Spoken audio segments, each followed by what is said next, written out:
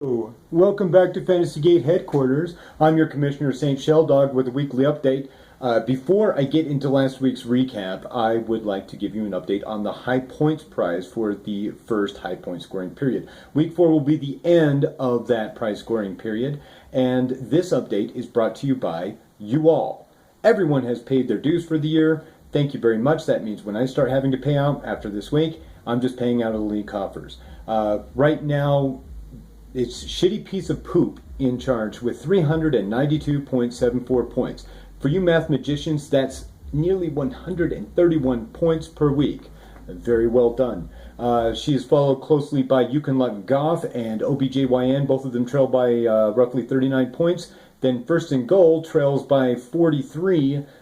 Bruce Leroy by 55.5, and Yuan Candid Chimera trails by a not nice 69. For those of us not in the top 6, we don't have much of a chance of winning, but if you want to know what size of miracle you actually need, go to the league homepage and do the math yourself. Okay, let's do a recap.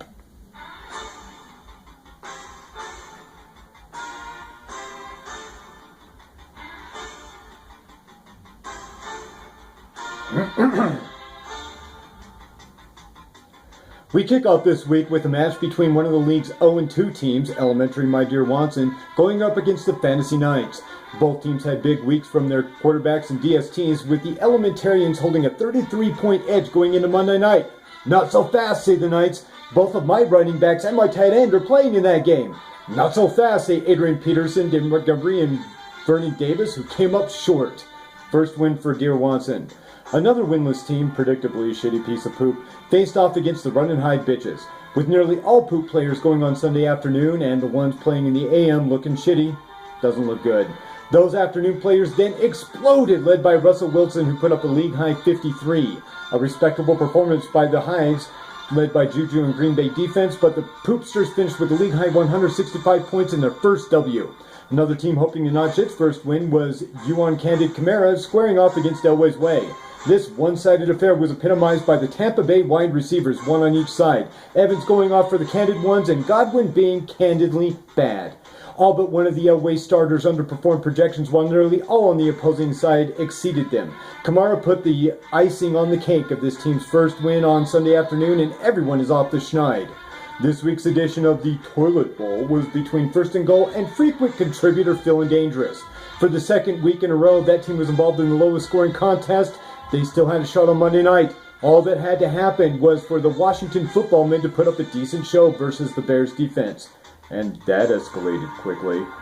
Double projected points for the Bears, another dub for the undefeated Firsters. Feels like the other squad is in some danger. The match between yours truly and OBJYN was in doubt early, not so much by Sunday evening, thanks mainly to Tyrone Lockett, that is, who blew up in the afternoon. Mark Ingram reached every scoring opportunity from OBJ's Lamar Jackson to Mark Andrews stack, posting 3 touchdowns and the most points by a running back last week. Both teams head into Week 4 2-1. And finally, the battle of the teams with many names, Luck Goff versus Bruce Leroy. Kung Fu Master needed someone to ring his Le'Veon Bell in the morning. He left scratched James White in at running back, who, of course, scored no fantasy points. Both teams otherwise scored well, with undefeated Luck Goff posting the most consistent lineup of the week, while Bruce Leroy earned only 1.5 combined points from one of their running backs and flex.